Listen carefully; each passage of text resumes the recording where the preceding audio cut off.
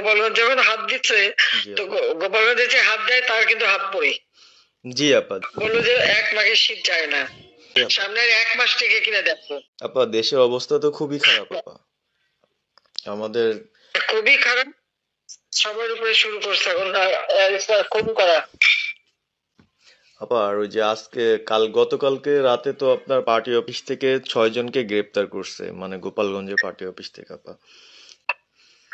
হ্যাঁ, ওখানে তো একজন শিবির আর একজন হলো ছাত্র দল, তাদেরকে বসাইছে এখন গোপালগঞ্জে। জি আপা। গোপালগঞ্জ যখন হাত দিচ্ছে, জি তো আপা। গোপালগঞ্জে যে হাত দেয় তার কিন্তু হাত পড়ে। জি আপা। জি জি তো গোপাল। গোপালগঞ্জে হাত দিলে এটা ভালো হবে না জি আপা। বাংলাদেশে, কারণ তো কালকেই প্রজ্ঞাপন দিছে জি আপা। এনএসআই, র্যাব, ডিজিএফ সবাইকে রিপোর্ট, আইজিপি কে ডেকে ইউনূস বলে দিছে, মানে আওয়ামী লীগ, আওয়ামী লীগের সাবেক এমপি, বর্তমান এমপি, ভবিষ্যতে এমপি হতে পারে, জি আপা।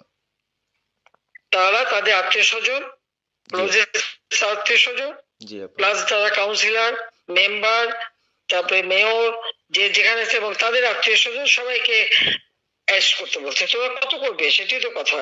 জি আপা। এটা নর্মাল, আমাদের তো নর্মাল রাজনীতি করতে দেবে না। জি আপা। ওই ওসি যে ওসিকে কলার ধরছে, ওসিদের নাম কি, ওসির বাড়ি কোথায়, আপা সেটা খোঁজ করে বার করো, আমারে পাঠাও। ঠিক আছে আপা, আপা যদি সুযোগ থাকে হ্যাঁ, আপা, আমি আজকেই আপনাকে ওই বিস্তারিত পাঠাচ্ছি, উনি কত সালে ঢুকছে সবকিছু পাঠাচ্ছি আপা আপনাকে। সবকিছু দাও, বললো যে 1 মাঘের শীত যায় না। ঠিক আছে আপা। 15 বছর দেশ, বেতন ভাতা বাড়াইছি, রেশন বাড়াইছি, এই পুলিশের সবকিছু করে দিছি, জি আপা। আর্মিদের করে দিছি। জি এ আপা। পর্যন্ত যে কজন সব আমার 2 বছর পাওয়া। জি আপা।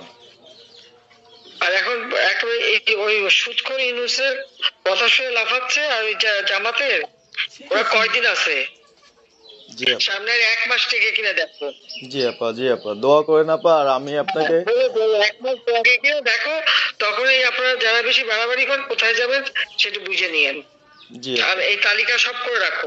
আপা আর আর যারা এই যে ঘর বাড়ি ভাঙা পোড়ানো, তাদেরকেও হিসাবটা নাম রাখো, এবার যেন ভুল না হয়, পরে এর চাচা, ওর মামা, ওর শ্বশুর, ওর শাশুড়ি, এইগুলি যেন না হয়। আপা। এবার গুইনে গুইনে গুইনে গুইনে হিসাব নেওয়া হবে।